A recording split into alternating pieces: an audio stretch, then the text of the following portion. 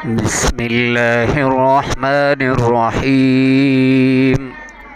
ولو شاء ربك لجعل الناس أمة واحدة ولا يزالون مختلفين إلا من رحم ربك ولذلك خلقهم وتمت كلمة ربك لأملأن جهنم من الجنة والناس أجمعين وكلا نقص عليك من أنباء الرسل ما نثبت به فؤادك وجاءك في هذه الحق وموعظة وذكرى للمؤمنين وقل للذين لا يؤمنون اعملوا على مكانتكم إنا عاملون وانتظروا إنا منتظرون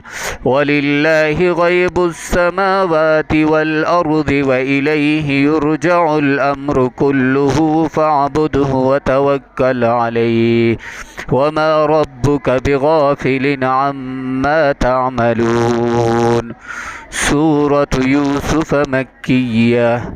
بسم الله الرحمن الرحيم. ألف لام را تلك آيات الكتاب المبين إنا أنزلناه قرآنا عربيا لعلكم تعقلون.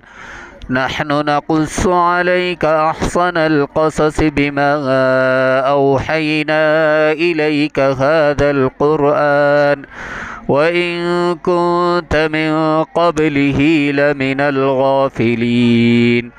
إذ قال يوسف لأبيه يا أبت إني رأيت 11 كوكبا والشمس والقمر رأيتهم لي ساجدين.